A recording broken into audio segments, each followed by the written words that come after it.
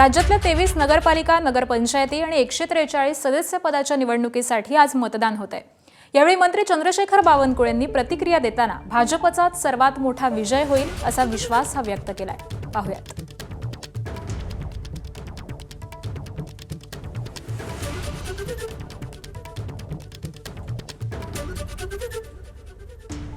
भारतीय जनता पक्षाला यापूर्वी कधी मिळालं नाही एवढं यश नगरपालिका निवडणुकीमध्ये भारतीय जनता पक्षाला मिळणार आहे।